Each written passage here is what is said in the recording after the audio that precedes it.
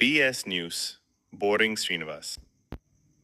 వనపర్తి జిల్లా ఆత్మకూరు మున్సిపల్లో ఘనంగా ఇందిరమ్మ చీరల పంపిణీ పాల్గొన్న రాష్ట్ర క్రీడా శాఖ మంత్రి వాకిటి శ్రీహరి ఇందిరమ్మ చీరల పంపిణీ కార్యక్రమంలో రాష్ట్ర క్రీడా శాఖ మంత్రి వాకిటి శ్రీహరి ఈ సందర్భంగా మంత్రి మాట్లాడుతూ మహిళల ఉన్నతి తెలంగాణ ప్రగతి అనే నినాదంతో ముందుకెళ్తున్నామన్నారు.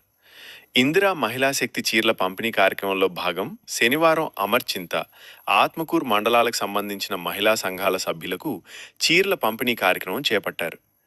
ఇంతకుముందు ప్రభుత్వంలో మహిళలకు ప్రాధాన్యత ఎలా ఉన్నది, ఇప్పుడు ప్రజాప్రభుత్వంలో ఎలా ఉందో మార్పును గమనించాలని కోరారు. గత 10 సంవత్సరాల్లో మహిళా సంఘాల్ని నిర్వీర్యం చేశారని విమర్శించారు. మళ్లీ ప్రజాప్రభుత్వం వచ్చాక మహిళా సంఘాలను బలోపేతం చేసి 1 కోటి మంది మహిళలను కోటీశ్వర్లం చేసే పలు అభివృద్ధి కార్యక్రమాలను చేపట్టడం జరుగుతుంది అన్నారు. గత ప్రభుత్వంలో దురదృష్టవశాత్తు మహిళా సంఘం సభ్యురాలు చనిపోతే వారు తీసుకున్న రుణాన్ని తిరిగి వసూలు చేసేవారని, కానీ ఇప్పుడున్న ప్రజాప్రభుత్వంలో మహిళ ప్రమాదవశాత్తు చనిపోతే తీసుకున్న రుణము మాఫీ చేయడంతో పాటుగా 10 లక్షల రూపాయలు ఇన్సూరెన్స్ ఇవ్వడం జరుగుతుందని చెప్పారు.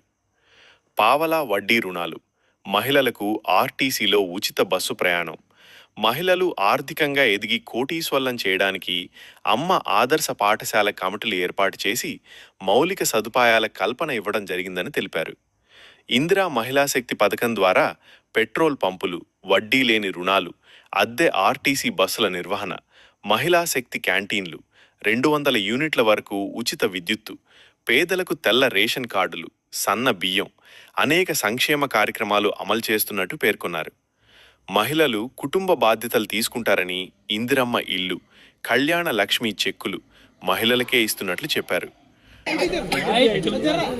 కలెక్టర్ గారు, ఇది ఏమైనా ఉపయోగపడితే మా ఇద్దరికి నీకెందుకు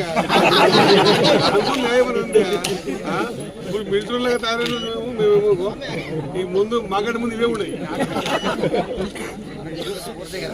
ఒకప్పుడు అయిపోయింది. చాలా థ్యాంక్స్ కలెక్టర్ గారు, మా ఆత్మకూరుకి కమిషనర్ గారు, మీరు